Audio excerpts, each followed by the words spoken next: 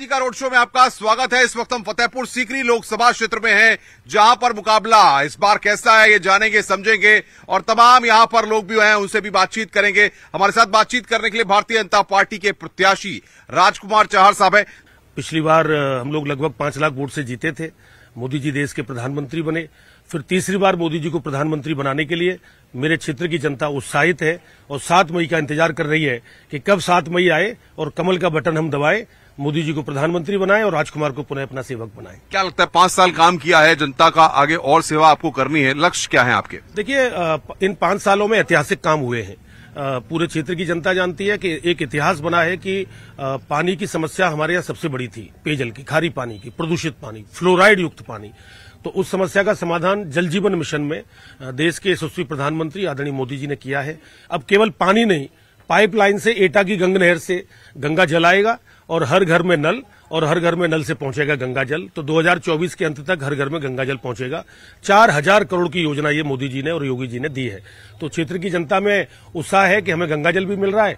वहां राम मंदिर भी सैकड़ों साल बाद बना, रामलला भी पधार गए और गंगा जल भी गांव में घर घर पहुंचेगा।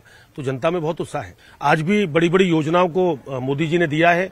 आलू का अंतर्राष्ट्रीय अनुसंधान केंद्र भी मोदी जी ने दिया है। हमारे यहाँ ITI खुल गए हैं, राजकीय महाविद्यालय भी बन गए हैं, सड़कों का भी जाल बिछाया जा रहा है, स्टेशन भी हमारे अमृत योजना के अंदर शानदार बन रहे हैं।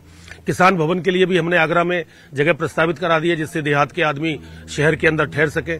तो एक से एक बड़े से बड़े काम, इनर रिंग रोड, आपका ग्वालियर रोड को 6 लेन करने का भी हुआ है, उत्तरी बाईपास भी बना है, दक्षिणी बाईपास पे भी काम चल रहा है। तो मैं कह सकता हूं बड़े काम हुए हैं और आने वाले समय में फिर एक संकल्प है, जहां मोदी जी के नेतृत्व में भारत विकसित भारत बनेगा, वहीं फतेहपुर सीकरी लोकसभा क्षेत्र भी विकसित बनेगा।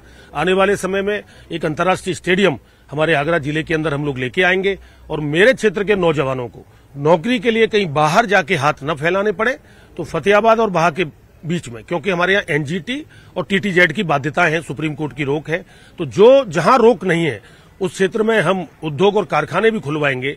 इन 5 वर्षों में हमने तय किया है कि स्वर्णिम काल ये 5 वर्षों का फतेहपुर सीकरी लोकसभा क्षेत्र का और आगरा जिले का रहेगा। हम देखते हैं कि जब भी इससे पहले इतिहास के पन्नों को टटोलते हैं तो फतेहपुर सीकरी को एक टूरिज्म बना दिया गया था, पॉलिटिकल टूरिज्म। बाहर से लोग आते थे, यहाँ चुनाव लड़ते थे और उसके बाद गायब हो जाते थे।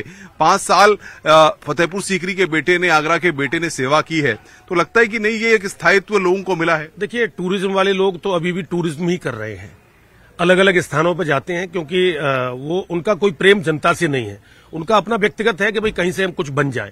हम लोग तो करने के लिए आए हैं, बनने के लिए नहीं। अभी टूरिज्म की अगर बात करें तो हमारे यहाँ बटेश्वर है, माननीय अटल बिहारी वाजपेयी जी की नगरी है, और वहीं शौरी धाम भी है, सौरीपुर भी है, वहाँ जैन तीर्थ स्थल है बहुत बड़ा। और फतेहपुर सीकरी अपने आप में एक ऐतिहासिक जगह है, जहाँ तानसेन और बैजू बावरा बैठकर अकबर के जमाने में उस समय से हमारे यहाँ पर्यटन की स्थिति है। तो कैलाश भी हमारे यहाँ है, रेणुका धाम भी हमारे यहाँ है। तो एक हम प्रयास करेंगे कि आने वाले समय में जो पर्यटक आगरा हैं, तो आगरा से वो बटेश्वर भी जाएं, बटेश्वर से फतेहपुर सीकरी जाएं, फतेहपुर सीकरी से भरतपुर जाएं और भरतपुर से मथुरा वृंदावन होते हुए वापस आगरा स्टे करें।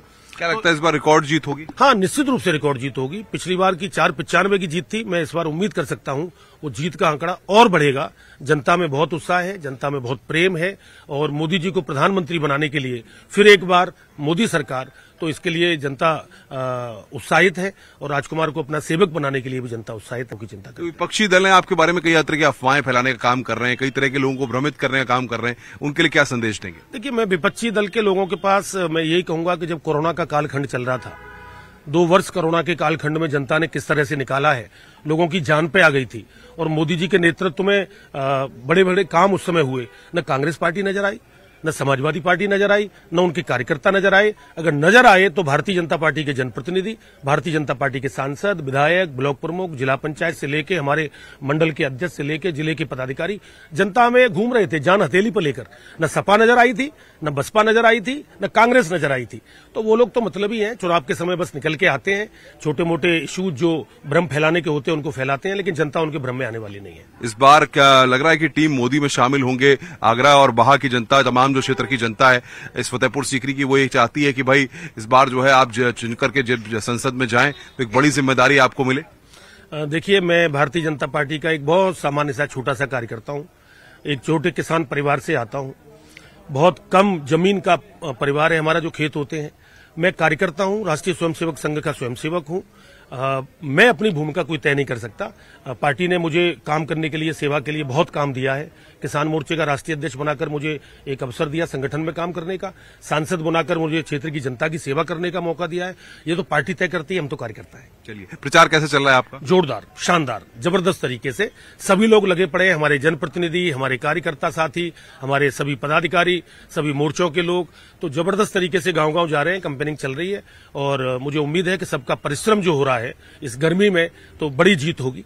सर, बहुत बहुत शुक्रिया आपका हमसे बातचीत करने के लिए। तो राजकुमार चहार जी पूरी तरह से अपनी जीत के प्रति आश्वस्त हैं और वो कह रहे हैं कि एक बार फिर उन्हें जनता का समर्थन मिलने जा रहा है। फिर किसी लोकसभा क्षेत्र में आपसे मुलाकात होगी। तब तक कैमरामैन जगदीश गौतम के साथ अनुपम मिश्रा, न्यूज़ 18, फतेहपुर सीकरी।